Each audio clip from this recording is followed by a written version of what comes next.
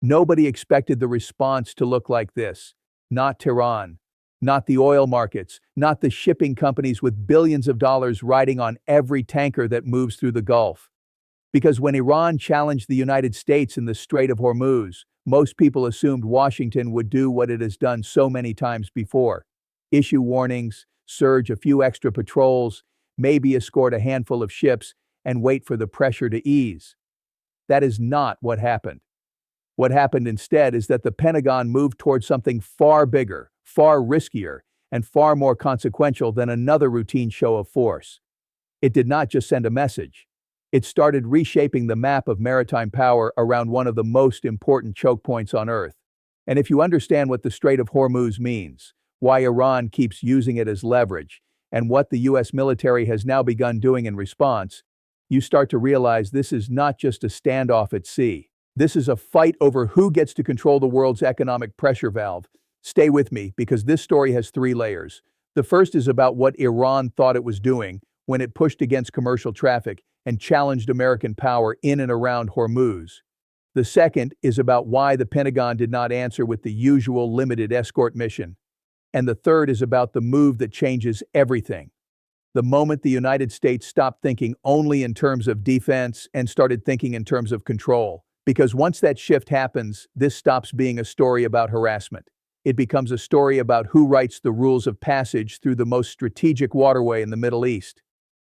To understand why the US response became so dramatic, you have to start with one simple fact.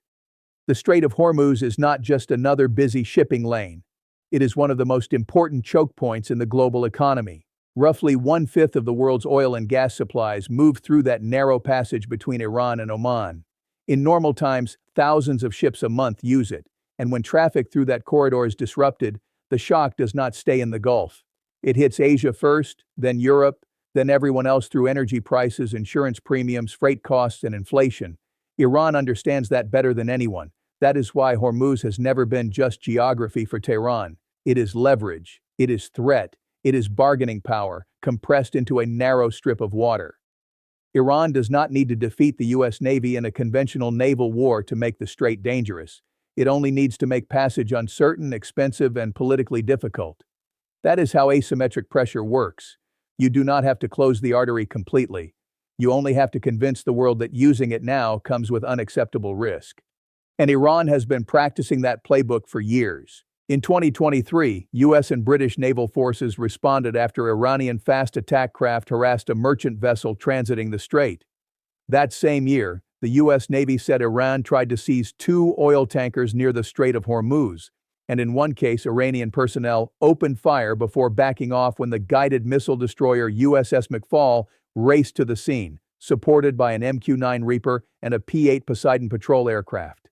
These were not misunderstandings. They were signals. Iran was demonstrating that it could reach out, disrupt traffic, and test how far the West was willing to go to stop it. Washington noticed, but at that stage, the American response still looked familiar. In mid-2023, the Pentagon announced it was sending additional F-35 and F-16 fighter jets, along with a warship, to the Middle East specifically to improve monitoring of the Strait of Hormuz and surrounding waters after Iranian seizures and harassment of commercial vessels. Not long after that, Reuters reported US officials were even considering offering armed sailors and Marines to ride on commercial ships traveling through the strait, an extraordinary step that showed how seriously the Pentagon viewed the threat to shipping. That older response matters because it shows the baseline. The US approach was still defensive. Monitor the waterway, deter Iran, protect merchant traffic, prevent seizures. The mission was to keep the system running. But what we are seeing now is different. This time, Iran did not just harass ships at the margins. It pushed the region toward a far more direct confrontation over freedom of transit itself. Reuters reported in February that Iranian gunboats approached the US-flagged tanker Stena Imperative in the Strait of Hormuz, ordering it to stop and prepare to be boarded before it sped up and continued, escorted by a US warship. That incident by itself was serious. But it also fit a broader pattern. Iran repeatedly probing, challenging, and normalizing the idea that it can interfere with movement near one of the world's most sensitive maritime corridors. And then the situation escalated into something much larger. According to the Associated Press, the Pentagon began assembling the largest concentration of U.S. warships and aircraft in the Middle East in decades, including 2 aircraft carrier strike groups and a flood of aircraft ranging from F-35s and F-22s to F-15s and F-16s. AP described a force package of at least 16 naval ships, more than 100 fighter and surveillance aircraft, and a regional buildup that experts said was designed not just for symbolic deterrence, but for both offensive action and defense against retaliation. That is not a routine posture adjustment. That is the architecture of serious military coercion. This is where the second layer of the story begins. Because the Pentagon's real answer to Iran was not simply more presence, it was a change in mission. On April 11th, Reuters reported that 2 U.S. warships sailed through the Strait of Hormuz as part of a plan to start removing mines from the waterway. That detail is enormous. Mine clearing is not escort duty. It is not passive observation. It is not a press release response. It means the United States was beginning to shape the battle space physically, preparing to reopen or secure passage in a contested maritime environment. In other words, the Pentagon was no longer acting like a referee standing nearby. It was acting like a force determined to decide how this waterway would function. USNI News added the operational detail that makes the move even more striking. It reported that the 2 destroyers were USS Frank E. Peterson and USS Michael Murphy, and that their transit was part of the process of setting conditions for clearing mines and establishing a new route for merchant ships. That phrase, setting conditions, is military language with serious weight. It means the operation is not reactive. It means planners are building the environment for the next phase, and then came the move that takes this from dramatic to historic. On April 12 and 13, Reuters reported that U.S. Central Command announced it would begin implementing a blockade of all maritime traffic entering and exiting Iranian ports, while saying it would not impede freedom of navigation for vessels moving to and from non-Iranian destinations. Later reporting said the blockade extended across Iran's coastline into the Gulf of Oman and Arabian Sea, with vessels entering or departing the blockaded area without authorization subject to interception, diversion, and capture. That is the moment the Pentagon crossed from protecting passage to actively constraining Iran's own maritime access. Read that carefully, because this is the heart of the story. Iran challenged the U.S. Navy in the waterway it thought it could menace, tax, manipulate, or partially close through pressure. And the Pentagon's answer was not limited to shielding ships from Iranian interference. The answer was to flip the board, preserve transit for everyone else while choking off maritime access to Iran itself. That is why this response feels so shocking. It is not just force. It is inversion. Iran wanted to use the strait as leverage against the world. Washington's move says, then we will use control of maritime power to turn that leverage back on you. That is a much bigger strategic message than don't seize tankers. And the economic stakes explain why the United States might be willing to take that risk. Reuters reported that around 20,000 seafarers and about 1,600 vessels were stuck in the Gulf as the blockade and wider conflict disrupted traffic. BBC reported that traffic through the strait had collapsed from roughly 3,000 ships a month in normal conditions to just a handful a day during the worst of the crisis. Reuters also noted that before the war, more than 130 ships a day crossed the strait, while current flows remain only a fraction of that. This is what a global choke point crisis looks like in real numbers. Not just headlines, but trapped crews, frozen schedules, insurance chaos, and a corridor operating far below normal capacity. And when the corridor breaks, the economic chain reaction is immediate. Reuters said oil prices surged back above $100 a barrel after peace talks failed and the blockade took shape. BBC noted that the closure of Hormuz and the war shock had sent energy prices higher across the global economy, while the IMF warned of recession risk if the conflict and elevated energy prices persisted. For Asia in particular, the danger is even sharper because so much Gulf energy moves east. So this is not just a confrontation between Iran and the United States. It is a pressure test for the entire global trading system. That brings us to the third layer, and it is the one most people miss. The Pentagon's move in Hormuz is not simply about reopening a route.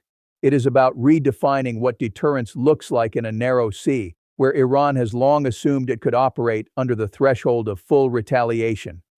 For years, Iran's strength in and around the strait has come from a specific belief that it can create pain cheaply while making any American response disproportionately costly.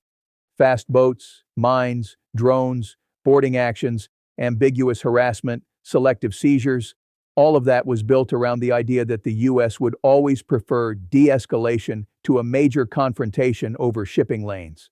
But once Washington starts mine clearing and couples that with a blockade of Iranian ports, the cost equation changes.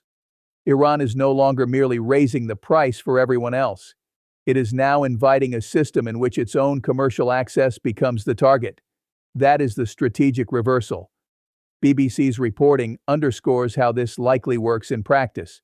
Rather than stationing warships dangerously close to Iran's coast, the United States is expected to use its fleet, long-range surveillance, and intelligence to monitor ships leaving Iranian ports and then intercept, divert, or pressure them farther out in more favorable waters such as the Gulf of Oman. Reuters similarly reported that humanitarian cargoes could be exempted while the broader blockade remained in effect.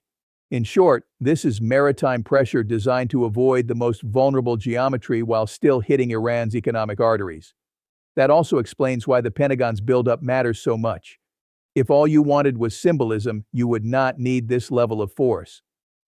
But if you want to protect sea lanes, deter retaliation, sweep for mines, watch Iranian movements, defend bases, reassure partners, and maintain the option to hit back fast if the situation spirals, then the massive air and naval concentration AP described starts to make sense. The carriers, the destroyers, the surveillance assets, the fighters, they are not random. They form the shield and sword behind a maritime coercion strategy. Still, there is a reason this move is so dangerous. A blockade is not a rhetorical device. It is an escalatory act with legal, military, and economic consequences. BBC quoted the International Maritime Organization's Secretary General saying no state has a legal basis to block an international strait used for global navigation. At the same time, BBC also cited a legal scholar arguing that the law of naval warfare could allow a belligerent blockade in wartime conditions. That tension matters because it shows this is not just a military contest, it is also a contest over legitimacy. Every ship turned around, every cargo inspected, every transit delayed is not only an operational action. It is also a statement about whose interpretation of order prevails.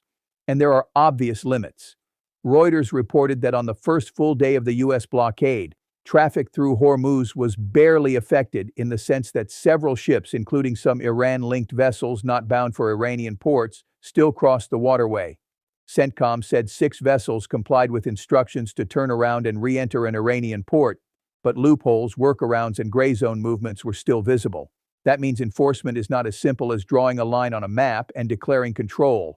It is a live contest involving routing, ownership structures, sanctions exposure, flags, cargo type, and ship operators constantly testing the edges. That is why the Pentagon's move is so bold. It is not bold because it guarantees a clean result. It is bold because it accepts an open-ended contest in one of the most sensitive waterways in the world. And that is exactly what makes Tehran's challenge potentially self-defeating. Iran's model has always depended on calibrated ambiguity. Push hard enough to scare markets, but not so hard that the United States reorganizes the maritime environment against you. Threaten freedom of transit, but count on Washington to remain locked into defensive crisis management. Use pressure without provoking transformation. The problem for Tehran is that transformation may be exactly what it just got. Because once the United States begins establishing new shipping routes, shaping mine-clearing operations, and treating Iranian port access itself as the pressure point, Iran is no longer just harassing traffic. It is forcing the Pentagon to think structurally. And when the Pentagon thinks structurally, the response is rarely small. It is also worth noticing what this means for U.S. allies and partners. Gulf states, Asian importers, insurers, ship owners, and energy traders are all watching the same question. Can Washington keep the corridor open for non-Iran traffic while squeezing Iran's own maritime economy? If the answer is yes, the United States will have demonstrated something bigger than firepower. It will have demonstrated selective control. That is one of the most valuable forms of power in a region built on narrow waterways, export dependence, and security guarantees. If the answer is no, the consequences are just as important.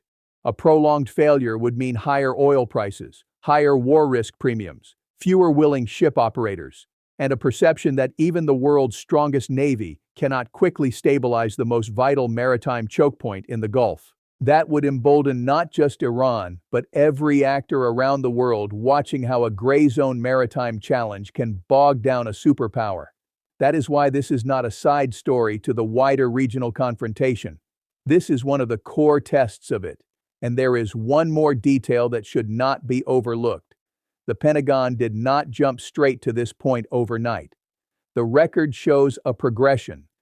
First, emergency responses to harassment, then destroyer interventions to stop seizures, then additional fighters and warships, then discussion of Marines on commercial vessels, then a far larger regional buildup, then mine-clearing preparations, then a blockade aimed at Iranian ports.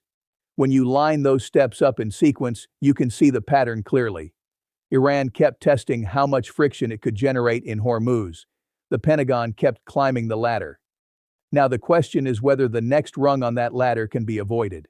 Because history says the most dangerous moments in Hormuz are not always the loudest ones. Sometimes the most dangerous moment is when both sides believe they are still acting in a limited way, even as the strategic logic has already changed underneath them. Iran may think it is defending leverage. The United States may think it is restoring navigation and imposing pressure. But at sea, especially in a narrow channel crowded with commercial traffic, mines, surveillance, and armed patrols, limited moves can produce unlimited consequences very quickly. So here is where things stand. Iran challenged the U.S. Navy in the one place where it believed geography gave it a permanent edge. The Pentagon responded first with force buildup, then with mine-clearing preparations, and then with a move that went well beyond escort duty. A blockade aimed at traffic entering and exiting Iranian ports while trying to preserve passage for everyone else. That is not business as usual in Hormuz. That is a strategic rewrite of the confrontation. Whether that rewrite succeeds is still an open question. Shipping flows remain fragile. Enforcement is imperfect. The legality is contested. The escalation risk is real. And Iran still has multiple ways to impose costs on the region and on American forces. But one thing is no longer in doubt. The challenge Iran posed in Hormuz did not produce the limited, nervous, purely defensive American reaction that many expected. It produced a U.S. response that is broader, more coercive, and more structurally ambitious than a standard naval deterrence mission. The Pentagon did not just show up. It moved to shape the entire maritime equation. And that is the shocking part. Because once a superpower stops merely protecting passage and starts deciding who gets maritime access under pressure, the confrontation has entered a different category entirely. If Iran thought it was testing the U.S. Navy, it may have just triggered the exact kind of American response it wanted to avoid. One that takes a gray zone challenge and answers it with strategic architecture. And in the Strait of Hormuz, architecture is power.